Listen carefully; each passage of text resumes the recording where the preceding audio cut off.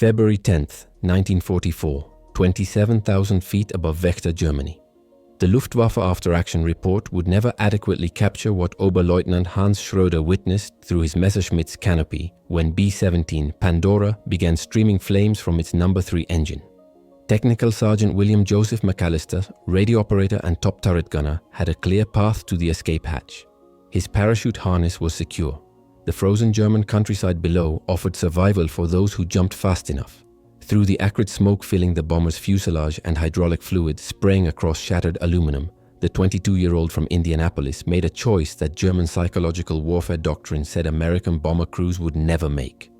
No hesitation toward the exit. No scramble for survival. Instead, McAllister crawled deeper into the dying aircraft towards Staff Sergeant James Morrison, pinned beneath collapsed structural beams near the waistgun position. In Luftwaffe intelligence headquarters across occupied Europe, German analysts had documented what they classified as amerikanische Weichheit, American softness.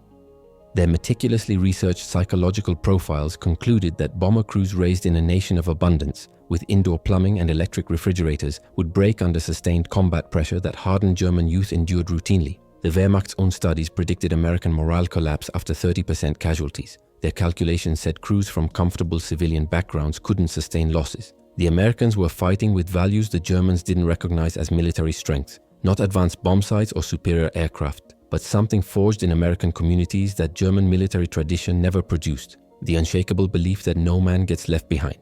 From General Motors assembly lines in Indiana to the flak-torn skies over Nazi Germany, American determination was revealing itself in ways that would shatter Wehrmacht's strategic calculations. The transformation began in small-town America, where boys learned brotherhood before they learned warfare. It would end with German confidence in ruins, and Luftwaffe commanders forced to admit they never understood what they were fighting. Luftwaffe intelligence headquarters at Oberursel maintained exhaustive psychological profiles on Allied bomber crews that German analysts believed revealed fatal weaknesses in American military character. The Interrogation Center for Captured Airmen had compiled detailed assessments since 1942, documenting patterns that Wehrmacht psychologists interpreted as evidence of inevitable American collapse under sustained combat pressure. German intelligence officers studied captured personnel letters, analyzed prisoners' backgrounds, and catalogued behavioral responses during interrogation sessions. Their conclusions appeared in classified reports distributed throughout the Reich Air Ministry. American bomber crews, drawn from civilian populations that enjoyed the world's highest living standards, lacked the psychological hardness required for extended strategic bombing campaigns. The assessment seemed scientifically rigorous, backed by statistical analysis comparing American and German youth development. The comparison favored German superiority in every category Wehrmacht planners considered militarily relevant.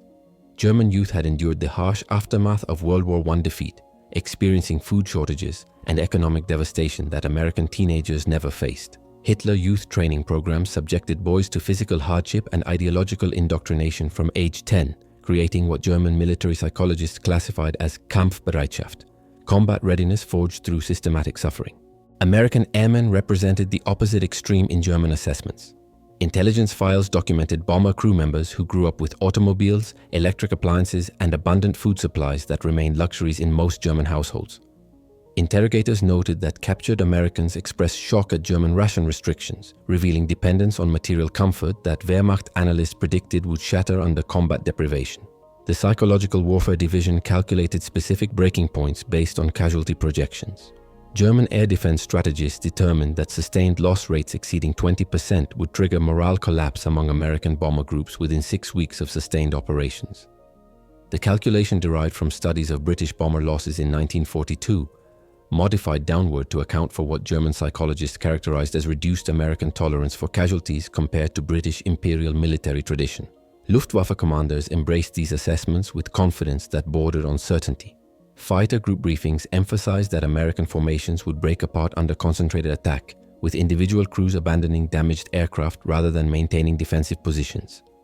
German tactical doctrine assumed American gunners would panic when fighters pressed attacks, creating opportunities for kills that British crews' stubborn resistance prevented. The strategic implications shaped German air defense planning throughout 1943 and early 1944. Rather than dispersing fighter forces for broad territorial defense, Luftwaffe commanders concentrated units for maximum destruction during specific American raids. The objective extended beyond shooting down bombers to inflicting casualties that would trigger predicted psychological collapse. Each American crew loss represented progress toward the breaking point that German calculations said must inevitably arrive. German confidence found reinforcement in early American bombing campaign difficulties. The Schweinfurt-Regensburg raids in August 1943 cost American forces 60 bombers with 600 crew casualties in a single day, losses that German intelligence immediately analyzed for evidence of deteriorating American morale. When American bomber operations temporarily reduced in frequency following Schweinfurt, Wehrmacht analysts interpreted the pause as validation of their psychological warfare predictions. Fighter pilot briefings emphasized exploiting American psychological vulnerabilities through aggressive tactics designed to maximize fear rather than simply achieving kills. Luftwaffe doctrine instructed pilots to press head-on attacks that German studies suggested American crews found most psychologically devastating. The tactic reflected German confidence that terror, systematically applied, would break American fighting spirit faster than gradual attrition through conventional combat. The assessment extended to German predictions about American crew behavior when aircraft sustained damage. Intelligence officers instructed interrogators to document every instance of American crews abandoning aircraft prematurely, collecting evidence that supposedly confirmed predictions of inadequate fighting spirit. Each early bailout, each crew that surrendered after crash landing became data points supporting German theories about American psychological weakness. By February 1944, German air defense commands operated with absolute confidence in their psychological assessments. The Americans had now experienced months of heavy losses. The 8th Air Force suffered over 18,000 casualties in 1943 alone. German intelligence predicted imminent breaking point, the moment when American bomber crews would refuse missions or abandon operations mid-flight at rates that rendered strategic bombing campaigns unsustainable. What German psychologists failed to recognize was that their entire analytical framework rested on fundamental misunderstanding of American military culture. The comfortable backgrounds they documented as weakness actually produced men whose confidence in ultimate victory enabled them to endure losses that would have shattered forces fighting from desperation rather than strength. William Joseph McAllister arrived at the 8th Air Force's 398th Bomb Group carrying values forged in Indianapolis, not military academy traditions.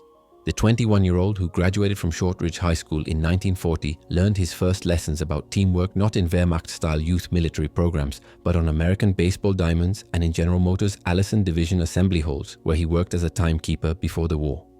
American bomber crews represented something German military culture couldn't comprehend: democratic warriors whose strength emerged from voluntary cooperation rather than imposed hierarchy. The 10-man B-17 crew functioned as what Air Force training manuals called history's most egalitarian military unit. Officers and enlisted men living together, eating together, surviving together in ways that violated every principle of German military caste systems. German observers noted this peculiarity in intelligence reports with confusion rather than understanding. Interrogators documented that American crews referred to each other by first names regardless of rank, that pilots consulted with enlisted gunners on tactical decisions, and that the entire crew participated in mission planning sessions. Wehrmacht doctrine interpreted this informality as lack of discipline, never recognizing it as the foundation of superior combat effectiveness. The American training philosophy emphasized what psychological studies called synergistic crew coordination, the ability of individuals to combine talents into collective capability exceeding the sum of individual skills. B-17 crews spent months training together before deployment, developing the intuitive understanding of each other's thoughts and reactions that German crew assignment procedures, which frequently rotated personnel, never achieved. McAllister's crew exemplified American industrial teamwork transplanted to military operations. The radio operator from Indianapolis worked alongside a pilot from Texas, a navigator from New York, gunners from Nebraska and California, men from different regions who shared fundamental American values about mutual responsibility and collective mission. They learned each other's irritations and pleasures, developing the sense that a crew was a crew was a crew. This democratic structure created psychological resilience that German assessments never anticipated. American crews didn't fight from fatalistic acceptance of authority, but from voluntary commitment to brothers they chose to protect. The informal relationships built trust that enabled crews to function under stress conditions that would paralyze hierarchical organizations dependent on top-down command. Training, emphasizing pre-mission planning and rehearsal accomplished through collective participation, transformed American crews into self-sufficient tactical units. Unlike German bomber crews who followed rigid mission profiles, American crews adapted to battlefield conditions through consultation among all members. The tail gunner's observations carried equal weight with the pilot's experience, creating information networks that maximize survival through democratic decision-making. German intelligence officers documented these patterns without understanding their implications. Reports noted American crews exhibited unusual devotion to each other and irrational refusal to abandon damaged aircraft when crewmates remained trapped.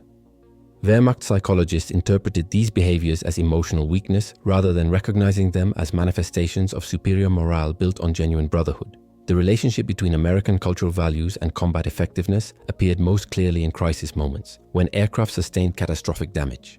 German crews followed survival doctrine. Each man for himself, bail out when aircraft becomes unflyable, minimize casualties through individual preservation. American crews operated under unwritten code that German military tradition never produced. Nobody gets left behind. Wounded crewmates receive priority. Individual survival remains subordinate to collective responsibility. This value system emerged from American communities where McAllister and thousands like him learned democratic citizenship before military service. The Indianapolis neighborhoods, Midwest factories, and small-town baseball teams that shaped American youth created men who understood cooperation as strength rather than weakness. German military culture, built on Prussian traditions emphasizing obedience over initiative and hierarchy over equality, produced technically proficient warriors who lacked the psychological cohesion American democratic values generated. By early 1944, these contrasting military cultures were producing battlefield results German planners never predicted.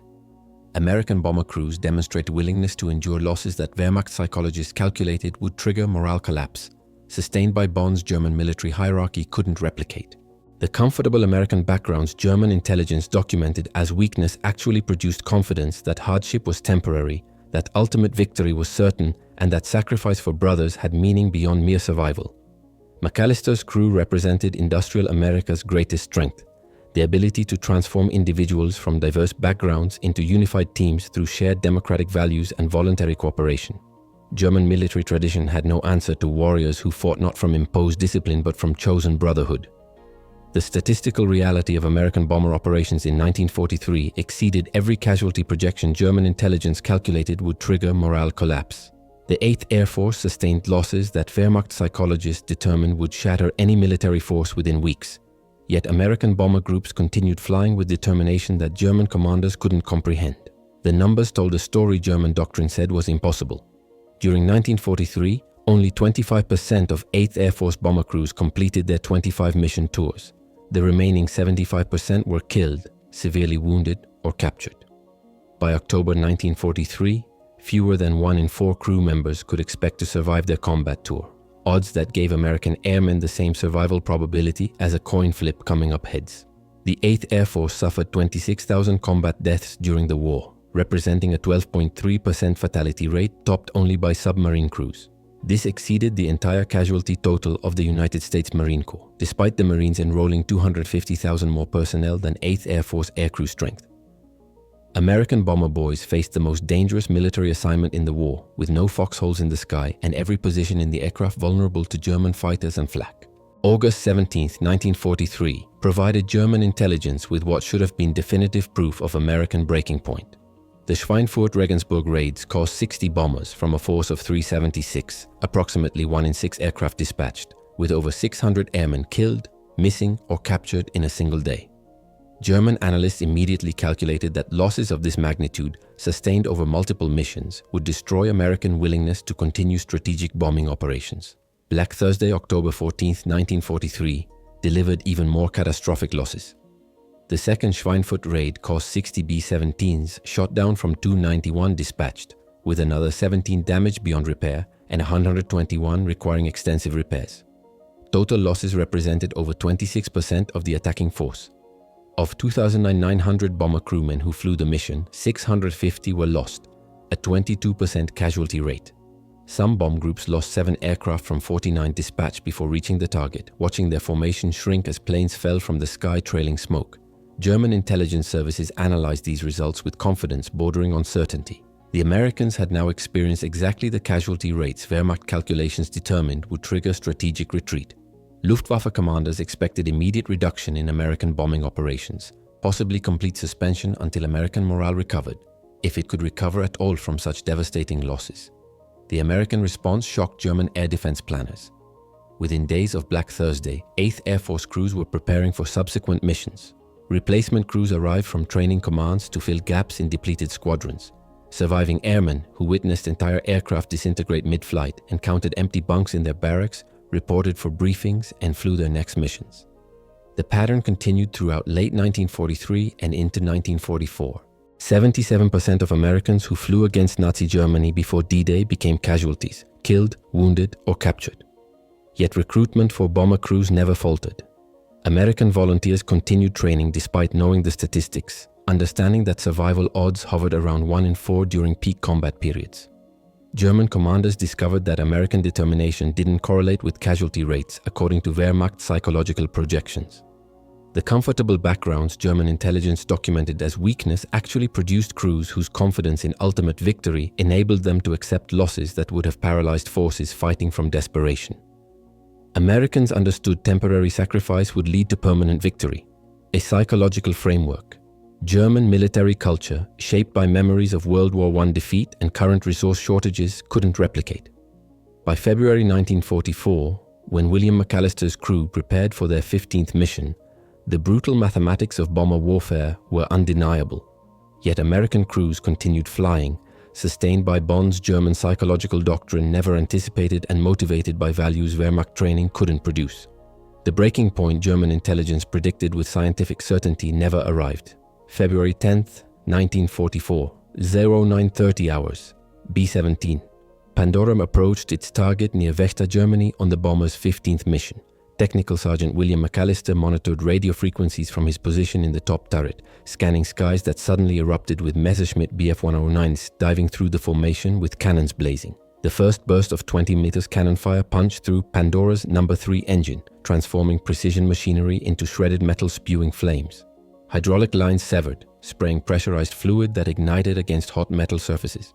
The intercom crackled with urgent damage reports from crew positions throughout the bomber as Pilot Lieutenant James Harrison fought controls that responded sluggishly to commands.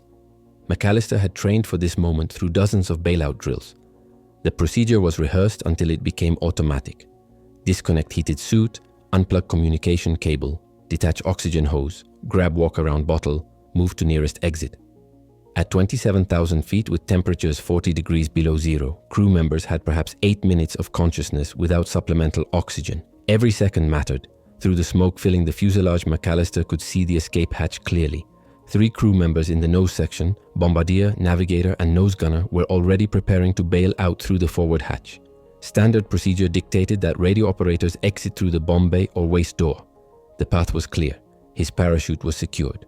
Below, the frozen German countryside offered survival for those who jumped immediately. Then McAllister heard something that changed his calculation entirely. Staff Sergeant James Morrison, bolt turret gunner who had cranked his position up into the fuselage when fighters attacked, was pinned beneath collapsed structural beams near the waist gun position. Morrison's voice came through the damaged intercom, weak but audible, calling for help that standard bailout procedures didn't accommodate. German fighter doctrine predicted this moment would separate American crews. Wehrmacht tactical analysis emphasized that damaged bombers represented individual survival decisions rather than collective responsibility. Luftwaffe pilots expected crew members to abandon trapped comrades, prioritizing personal survival according to rational military calculus that German training emphasized. McAllister made his choice without hesitation. The Indianapolis native unplugged his systems, secured his walk-around oxygen bottle, and crawled not toward the exit but deeper into the dying aircraft. Through smoke and hydraulic spray, past twisted metal and shattered equipment, toward Morrison's position where structural damage had created a lethal trap. In the cockpit, Lieutenant Harrison maintained control long enough for 3 crew members to bail out. The bombardier, navigator, and nose gunner escaped through the forward hatch, their parachutes blossoming white against winter clouds as they drifted toward German territory where they would spend the remainder of the war as prisoners. Harrison held Pandora's level despite losing altitude, giving McAllister time to reach Morrison. What happened in those final minutes would never be fully documented. German witnesses reported seeing the B-17 enter a death spiral moments after the 3 parachutes deployed. The bomber's structural integrity had failed beyond recovery. Harrison could no longer maintain control. Any crew member still aboard faced certain death. McAllister had time to reach the exit. His oxygen bottle contained sufficient supply for bailout from that altitude. His parachute functioned perfectly. Survival remained possible for those who chose individual preservation over collective responsibility. The General Motors timekeeper from Indianapolis chose differently. Pandora crashed near Vechta with 5 crew members still aboard.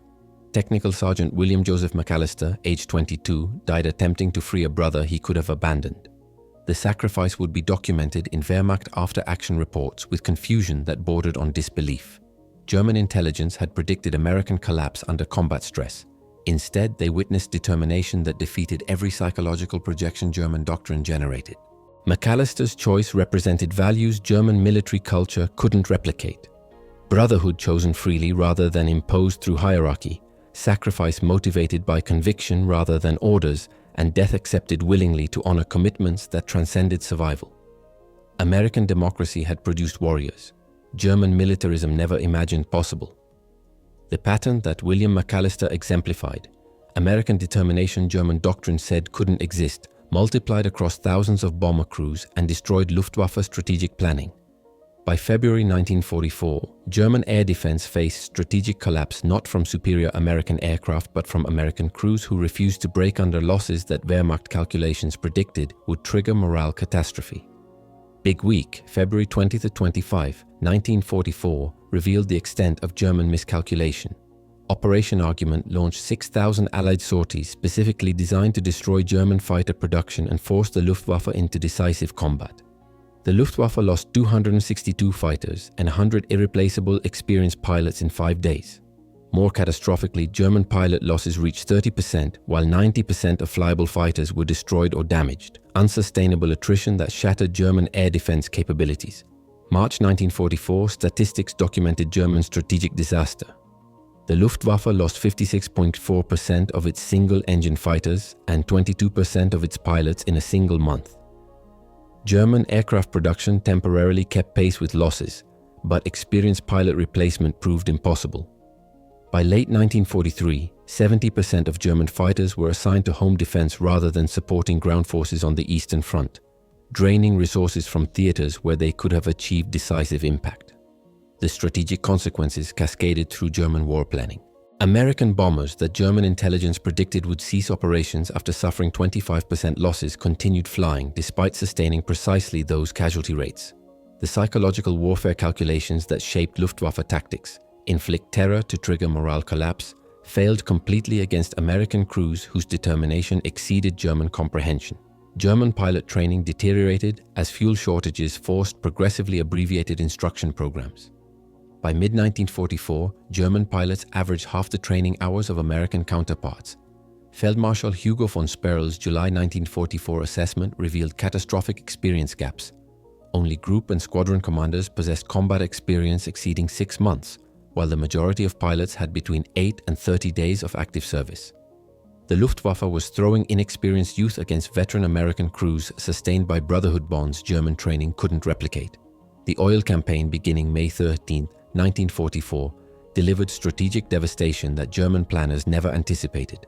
8th Air Force bombers targeted synthetic fuel plants and refineries with systematic precision, destroying the petroleum infrastructure that powered Luftwaffe operations. Albert Speer informed Hitler after the initial raids that the enemy has struck us at our most vulnerable point, an admission that American strategic bombing had achieved objectives German air defense was designed to prevent. By D-Day, June 6, 1944, the Allies possessed near-total air supremacy over Western Europe. The transportation plan had made daylight movement impossible throughout France, Belgium, and the Netherlands through relentless bombing of surface networks. German ground forces could defend fixed positions but couldn't retreat or reorganize without facing devastating air attacks. The Luftwaffe, depleted by unsustainable pilot losses and fuel shortages, could mount only token resistance. The November 1944 statistics revealed complete German air defense collapse. During June alone, the Luftwaffe lost 931 aircraft in combat, while Allied sorties outnumbered German flights tenfold. German fighter production continued increasing through 1944, but pilot attrition made additional aircraft irrelevant. The The Luftwaffe possessed fighters it couldn't effectively operate because crews like McAllister's had destroyed the experienced pilot-based German air defense required. The strategic catastrophe stemmed directly from German psychological miscalculation about American fighting spirit. Wehrmacht intelligence predicted morale collapse that never materialized, designed tactics around terror that American brotherhood defeated, and allocated resources based on assumptions about American weakness that combat repeatedly disproved. The comfortable American backgrounds that German analysts documented as fatal vulnerabilities actually produced confidence, enabling sustained operations despite losses that would have shattered forces fighting from desperation.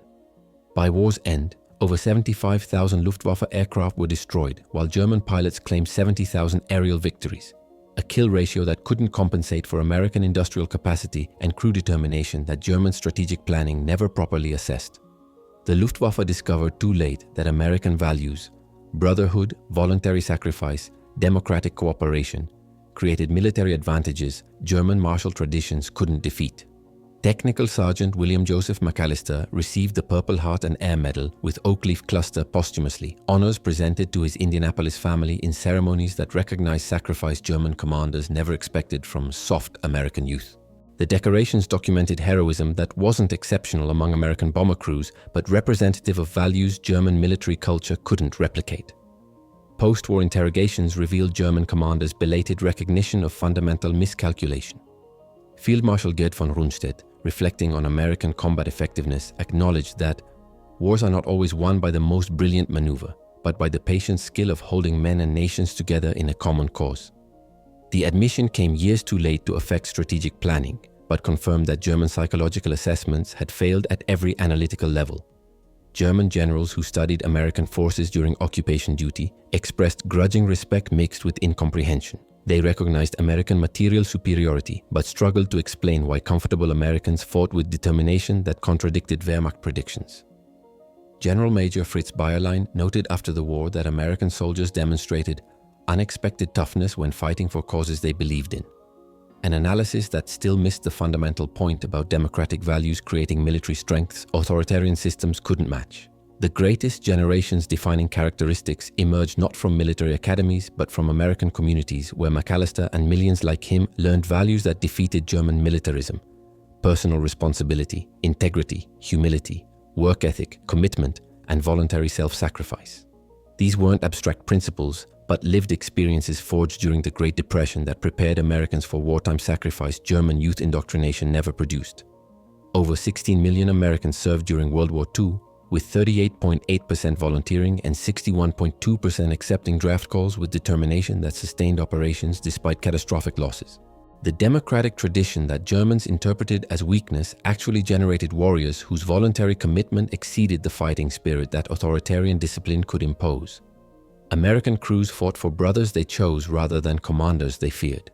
The legacy extended beyond individual heroism to strategic transformation of global power. American values, democratic cooperation, industrial efficiency, technological innovation, and voluntary sacrifice proved decisively superior to German martial traditions that emphasize hierarchy, obedience, and imposed discipline.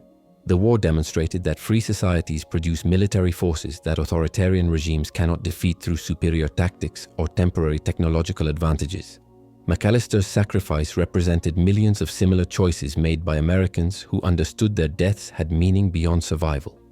They fought not from desperation but from confidence that temporary sacrifice would secure permanent victory and protect democratic values for future generations.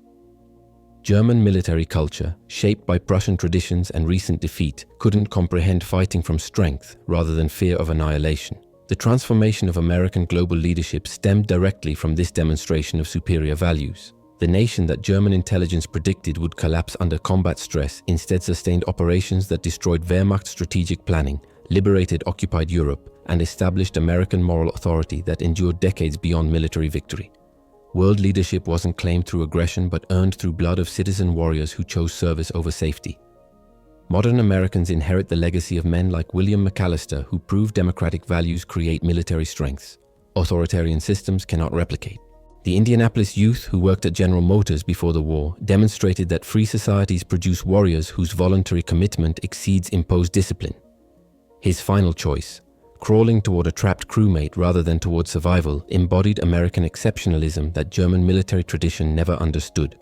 The greatest generation established principles that remain relevant today: that freedom produces strength, that voluntary sacrifice has meaning, that democratic values create military advantages, and that American leadership rests on moral foundations rather than mere power.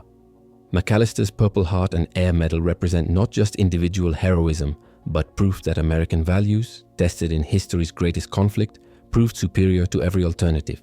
His legacy reminds us that American greatness emerges from citizens who choose service, embrace sacrifice, and defend freedom with determination that defeated history's most formidable military machine.